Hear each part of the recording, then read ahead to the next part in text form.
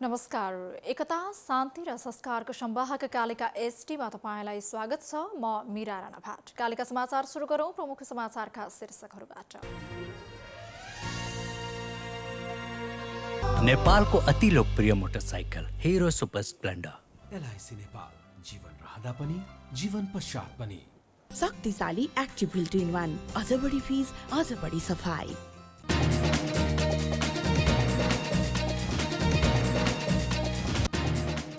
प्रधानमन्त्री ओली विश्वासको मत लिन सफल प्रतिनिधि सभा बैठक वैशाख 30 गतेसम्मका लागि स्थगित। पछिल्लो 24 घण्टामा थप 9,271 जनामा कोरोना भाइरस पुष्टि, 139 जनाको मृत्यु। तालिबानद्वारा ईद पर्वका अवसरमा युद्धविरामको घोषणा, आक्रामक कारबाहीहरू स्थगित गर्न प्रवक्ता मुजाहिदको निर्देशन। र प्लेयर अफ द मन्थको अवार्ड पाकिस्तानका कप्तान बाबरलाई।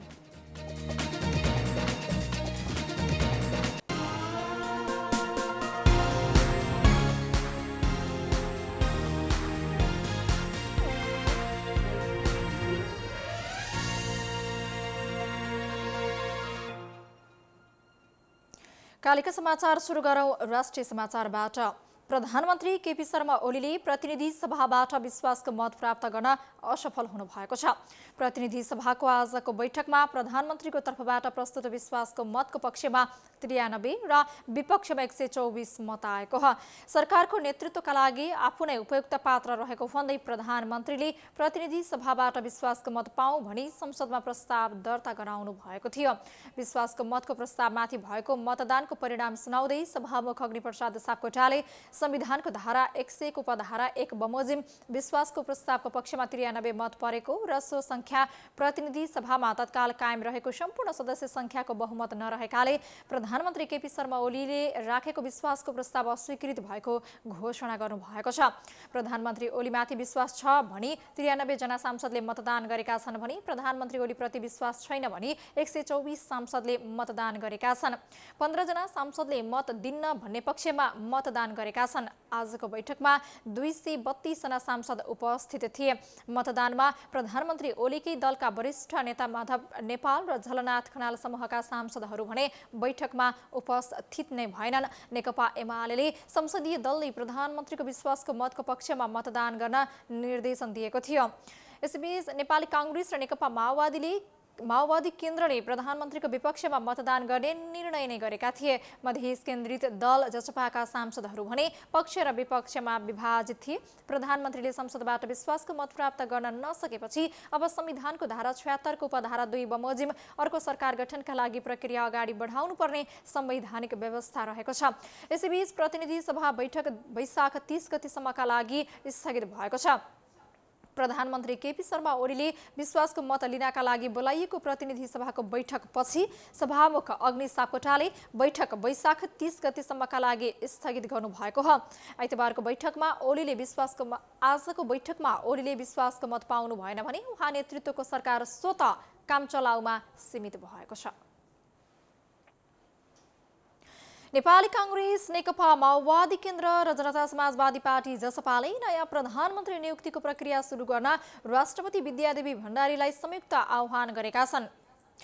आज सोमबार साँझ संयुक्त विज्ञप्ति जारी गर्दै कांग्रेस सभापति शेरबहादुर देउवा, माओवादी केन्द्रका अध्यक्ष पुष्पकमल दाहाल प्रचण्ड र जसपा अध्यक्ष उपेन्द्र यादवले राष्ट्रपतिलाई आह्वान गरेका हुन्। उनीहरूले प्रधानमन्त्री केपी शर्मा ओलीले प्रतिनिधि सभामा विश्वासको मत हासिल गर्न नसकेपछि संविधानको धारा 76 को उपधारा 2 अनुसार प्रधानमन्त्री नियुक्त गर्ने प्रक्रिया अघि बढाउन सिफारिस गरेका छन्। गण्डकी प्रदेश सभाको विशेष अधिवेशन अन्त्य भएको छ। मुख्यमन्त्री पृथ्वी सुब्बा गुरुङ विरुद्धको विश्वास प्रस्तावमाथि छलफल गर्न बोलाइएको विशेष अधिवेशन अन्त्य गरिएको हो। मुख्यमन्त्री गुरुङले आइतबार नै राजीनामा दिएपछि छलफल गर्न आवश्यक नभएपछि अधिवेशन अन्त्य गरिएको हो। प्रदेश प्रमुखको कार्यालयबाट विशेष अधिवेशन आजै 10 बजेबाट अन्त्य भएको पत्र प्राप्त भएको प्रदेश सभाका सचिव हरिराज पोखरेलले जानकारी दिनुभएको छ। प्रदेश प्रमुख पौडेलले 3 दिनभित्र दललाई नयाँ सरकार गठनका लागि आइतबार आह्वान पनि गरिसक्नु भएको छ। नेपालमा एकै दिन 139 जनाको मृत्यु भएको छ। स्वास्थ्य तथा जनसङ्ख्या मन्त्रालयले जारी गरेको विवरण अनुसार एकै दिन 139 जनाको मृत्यु भएको हो। यो तथ्याङ्क सीसीएमसी नेपाली सेनाद्वारा कोभिड-19 व्यवस्थापन तथ्याङ्कको आधारमा मृत्यु भएकाहरूको थप तथ्याङ्क भएको मन्त्रालयले जनाएको छ। पछिल्लो 24 घण्टामा गरिएको 17,623 पीसीआर र 788 एन्टिजेन परीक्षणबाट देशभर 9,271 जना संक्रमित पनि थपिएका छन्। यो सँगै देशभर कोभिड संक्रमितको संख्या 4,03,094 पुगेको छ। आज थपिएका संक्रमित मध्ये 3,607 जना काठमाडौँ उपत्यकामै भेटिएका छन्, जसमध्ये काठमाडौँमा सर्वाधिक 2,775, ललितपुरमा 505 र भक्तपुरमा 327 जना रहेका छन्। देशभर एक दिनमा 4,007 जना निको भएर घर फर्किँदा संक्रमण मुक्त हुनेको संख्या 3,06,794 पुगेको छ। अहिले 93,141 जना सक्रिय संक्रमित हुँदा आइसियुमा 910 जना र भेन्टिलेटरमा 295 जना रहेका छन्। अब कोभिड-19 का संक्रमितको उपचारका लागि आवश्यक पर्ने अक्सिजनको व्यवस्था कोभिड-19 सङ्कट व्यवस्थापन केन्द्र सीसीएमसीले गर्ने भएको छ। स्वास्थ्य तथा जनसङ्ख्या मन्त्रालयका सहप्रवक्ता डाक्टर समीर कुमार अधिकारीले आज एक सूचना जारी गर्दै देशभरिका अस्पतालमा अक्सिजनको आवश्यकताको आधारमा सीसीएमसीले उपलब्ध गराउने जानकारी दिनुभएको हो। यसअघि संक्रमितका लागि आवश्यक पर्ने अक्सिजनको व्यवस्थापन अस्पताललाई मन्त्रालयले गर्ने गरेको थियो। मन्त्रालयको तथ्याङ्कमा आधारित रही देशभरका अस्पतालमा अक्सिजनको आवश्यकताका आधारमा वितरण व्यवस्थापन सीसीएमसीबाट गर्ने व्यवस्था मिलाउने निर्णय भएको छ, सूचनामा भनिएको छ। आइतबार मात्रै सीसीएमसीले संक्रमितको उपचारमा आवश्यक पर्ने अक्सिजन अस्पतालमा सहज उपलब्ध गराउनका लागि उद्योग वाणिज्य तथा आपूर्ति मन्त्रालयका सहसचिव प्रेम कुमार श्रेष्ठको संयोजकतामा 6 सदस्यीय कार्यदल गठन गरेको थियो। अहिले 27,761 अक्सिजन सिलिन्डर रहेको छ। एकता, शान्ति र संस्कारको संवाहक कालिका एसटीमा प्रसारित कालिका समाचारमा पालो भएको छ। विज्ञापनको तर त्यसभन्दा अगाडि प्रमुख समाचारका शीर्षकहरू।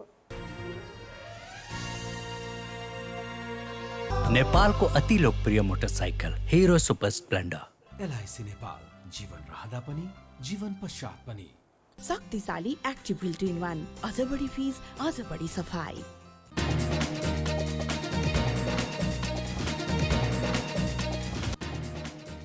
प्रधानमन्त्री ओली विश्वासको मत लिन असफल, प्रतिनिधि सभा बैठक वैशाख 30 गतेसम्मका लागि स्थगित। पछिल्लो 24 घण्टामा थप 9,271 जनामा कोरोना भाइरस पुष्टि, 139 जनाको मृत्यु। तालिबानद्वारा ईद पर्वका अवसरमा युद्धविरामको घोषणा, आक्रामक कारबाहीहरू स्थगित गर्न प्रवक्ता मुजाहिदको निर्देशन। र प्लेयर अफ द मन्थको अवार्ड पाकिस्तानका कप्तान बाबरलाई।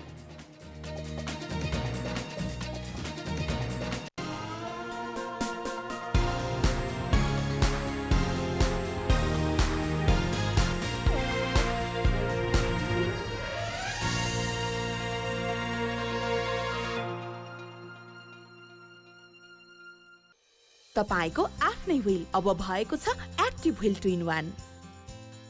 नीलो र सुन्तला रङको चम्किलो दानायुक्त एक्टिभ व्हील 2-in-1 ले दिन्छ अझ बढी फिज र अझ बढी सफाई। शक्तिशाली एक्टिभ व्हील 2-in-1, अझ बढी फिज, अझ बढी सफाई।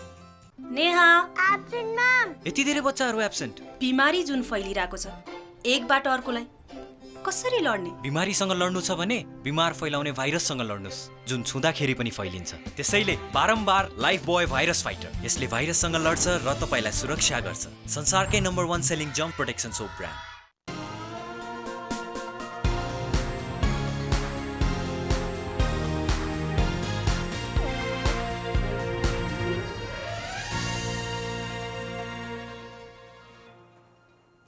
विज्ञापनपछि कालिका समाचारमा पुनः स्वागत छ। अब स्थानीय समाचार। भरतपुरको 24 कोटीमा रहेको प्राइम बैंकको शाखा कार्यालयमा आगलागी भएको छ।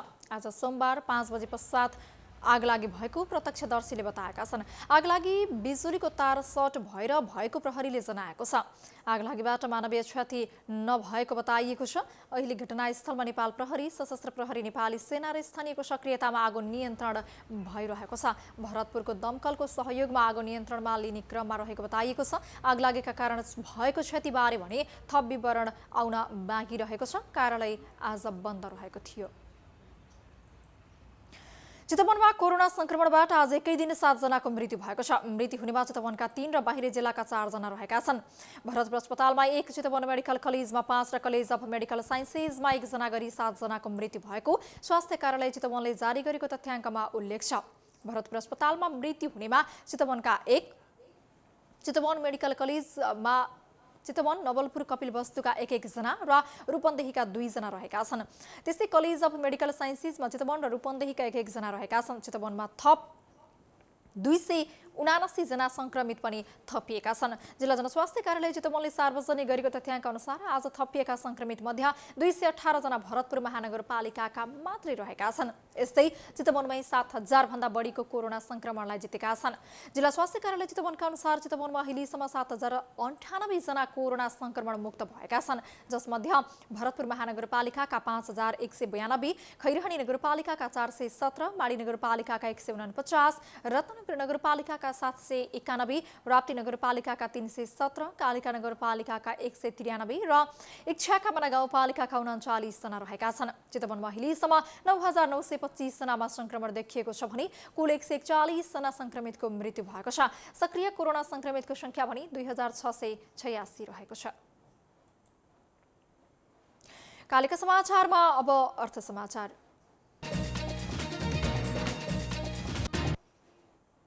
साताको पहिलो दिन गिरावट आएको शेयर बजारमा आज दोस्रो दिन कारोबार भने बढेको छ। आइतबार 18 अङ्कको गिरावट आएको बजार परिसूचक नेप्से सोमबार 27.41 अङ्कले वृद्धि हुँदा 26.45.86 अङ्कमा बन्द भएको थियो।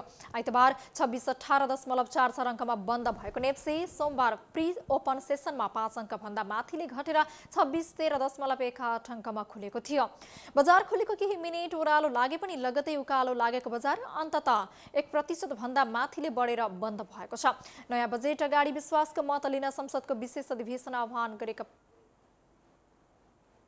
3 दिनसम्म लगातार घटेको शेयर बजार कोभिड-19 प्रभाव बढ्दै जाँदा पनि सरकारले विश्वासको मत नपाउने निश्चित हुँदा सोमबार हरियाली छाएको छ। कालिका समाचारमा अब अन्तर्राष्ट्रिय समाचार। अफगानिस्तानको प्रमुख विद्रोही पक्ष तालिबान समूहले इस्लाम धर्मावलम्बीहरूको महान पर्व ईद अल फित्रका अवसरमा 3 दिने युद्धविरामको घोषणा गरेको छ। तालिबान समूहका प्रवक्ता जबीउल्लाह मुजाहिदले ट्विट गर्दै ईद पर्वका अवसरलाई खुशियालीपूर्वक शान्तिपूर्ण र सुरक्षित वातावरणमा मनाउन अफगान सरकारसँग 3 दिने युद्धविराम गरिएको बताउनुभयो। उहाँले ईदको पहिलेदेखि 3 दिनका अवधिमा आफ्ना सबै तालिबान लडाकुहरूलाई कुनै पनि आक्रामक कारबाहीहरू स्थगित गर्न निर्देशन दिनुभएको छ। यस वर्षको ईद आगामी बिहिबार पर्ने सम्भावना छ। तालिबान प्रवक्ताले युद्धविरामको अवधिमा अफगान सेनाको नियन्त्रणमा रहेका क्षेत्रमा प्रवेश नगर्न पनि आफ्ना लडाकुहरूलाई अनुरोध गर्नुभएको छ। तालिबान समूहको अग्रसरतामा देशका विभिन्न भागमा हिंसात्मक भिडन्त जारी रहेकै अवस्थामा तालिबान समूहले युद्धविरामको घोषणा गरेको हो। कालिका समाचारमा अब खेल समाचार।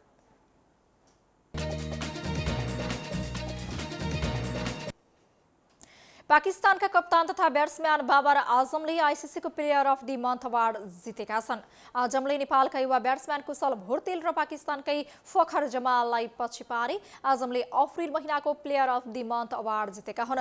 नेपालका खेलाडी कुशल भुर्तेल घरेलु मैदानमा भएको त्रिकोणात्मक टी20 सिरिजमा उत्कृष्ट प्रदर्शन गरेपछि पहिलो पटक अवार्डको मनोनयनमा परेका थिए। एकता, शान्ति र संस्कारको संवाहक कालिका एसटीमा प्रसारित कालिका समाचारको अन्त्यमा प्रमुख समाचारका शीर्षकहरू पुनः एकपटक। नेपालको अति लोकप्रिय motorcycle hero super Splendor. LIC Nepal, जीवन रहँदा पनि जीवन पश्चात पनि। शक्तिशाली एक्टिभ व्हील 2-in-1, अझ बढी फीस, अझ बढी सफाई।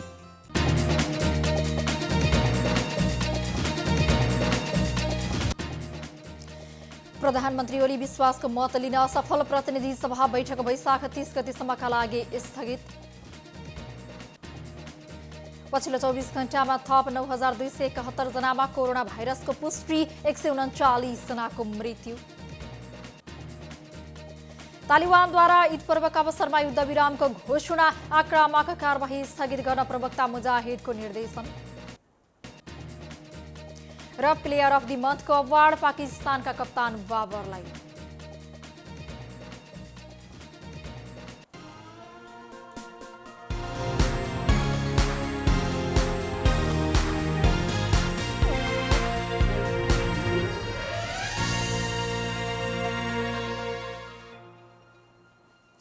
एकता, शान्ति र संस्कारको संवाहक कालिका एसडीमा प्रसारित कालिका समाचार अहिलेका लागि यति नै। हेर्दै गर्नुहोला कालिका एसडी। म मीरा राणा भाट बिदा हुन्छु। नमस्कार।